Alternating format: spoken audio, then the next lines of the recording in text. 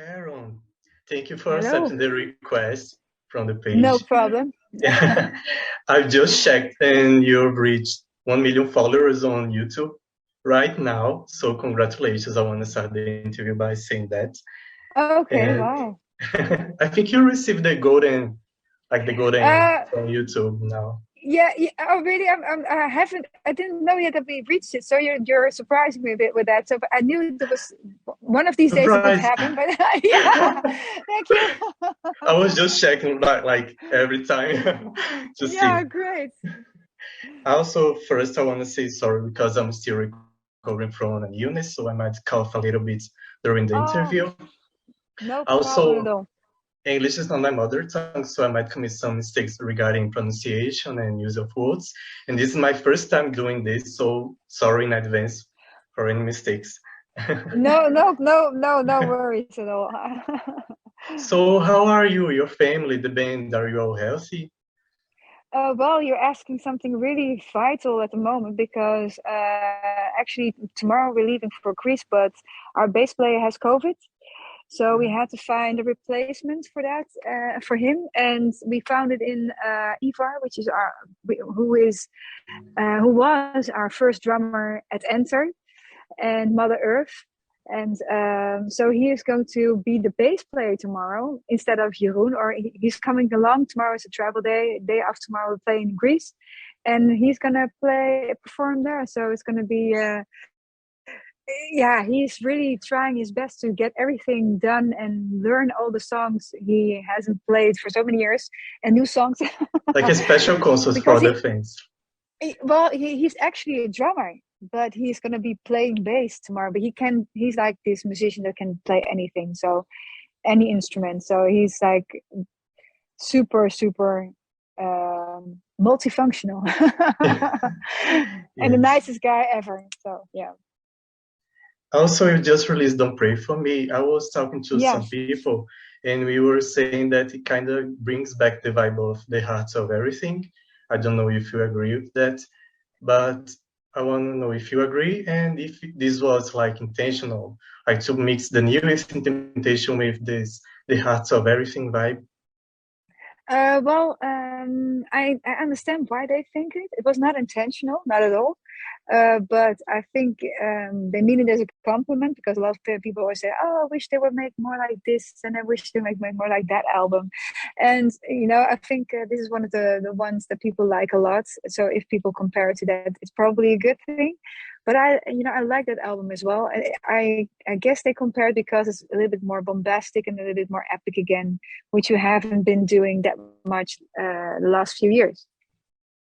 I think also because of the concept of the lyric, because you on the heart of everything you used to talk a little more about religious kind of things.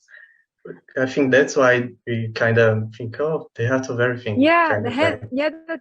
Yeah, I totally agree with that as well because it's more with the hand of sorrow, of course, and yeah, yeah, I get where you're coming from. Also, yeah, it's sinking in. I agree.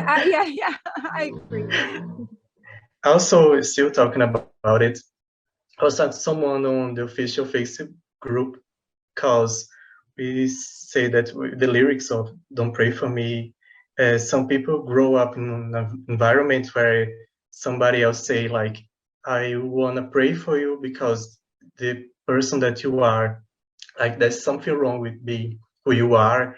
And I think it's pretty common in religious place to say something like that. So I want to ask you, what was the inspiration for the song if you've gone through something like this in the past?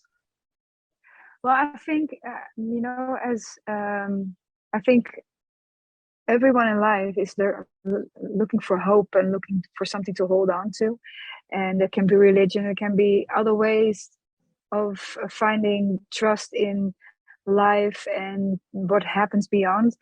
And you can do it in many ways, I guess, and religion is the most common one, I guess. And what I feel is like um, well, that everybody goes on a journey, so it's something that everyone can relate to. Not even if you're not religious, you probably will look to religion as well to find maybe hope or maybe something to hold on to. And but why I wrote this, what we wrote the song is more about the fact that we cherish individualism very much. What a difficult word to say in English. So who you are as a person, and that you can be who, you know, that's although you are growing up maybe in a community that has a different religion or a different idea about who you want to be, and maybe you don't fit in that community anymore, it's your right to be an individual and to shape your life, to make the decisions you want to, because I think in the end you all have to well, if you want to be a happy person or you know, be in balance, and you need to find your own way. You can only do that by being who you are, and you can only embrace that. So you can't live for other people so you will get their approval. You have to approve yourself and look yourself in the mirror, and if you can't do that at a certain time anymore, then you maybe should think of trying different ways to become happy. And that's what the song is about. It's about really not letting other people tell you who you should be and what you should be, but really embrace who you are and love yourself also, because in the end of the day, when your life is over, you shouldn't be having a life that you want to have instead of that other people thought you should have. So, and I think belief is a belief. It's not science. It's not proven. It's not a law.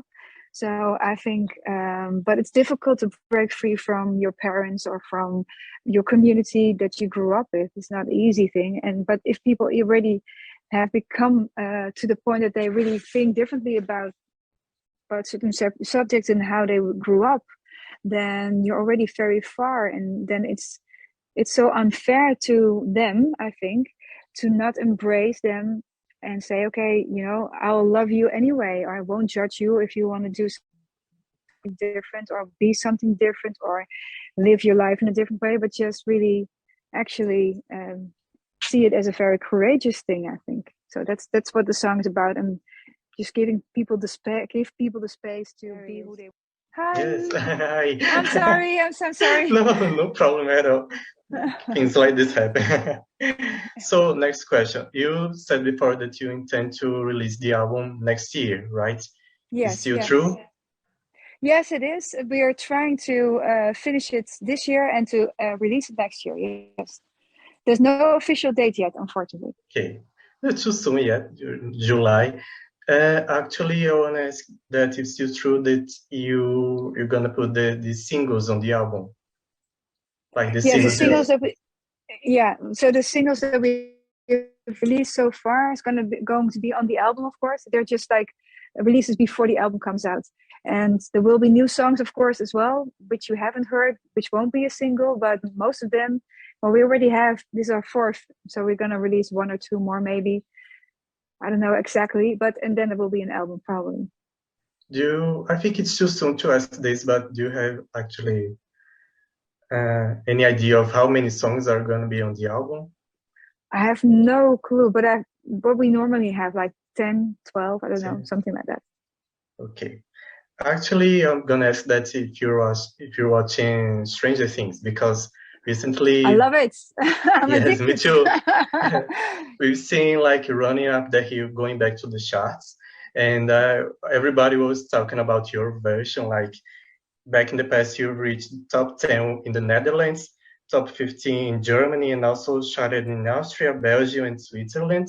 Back then, your cover. And I want to ask if you have considered like releasing a new version of your cover.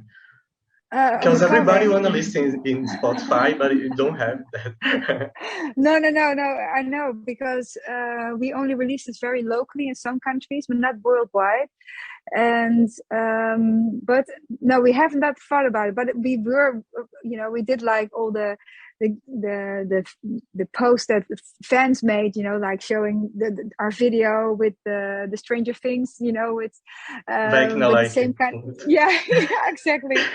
That was really funny, and we really, really enjoyed it. So yeah, that was fun, and we love the series because I'm an 80s girl, and I really love the whole series, also because of the music, but also that everything is in the 80s style. That's so lovely with the bikes and stuff. Yeah. Yes, me too. But consider it, please, because everybody wanna Yes. listen to it Okay. again. I will.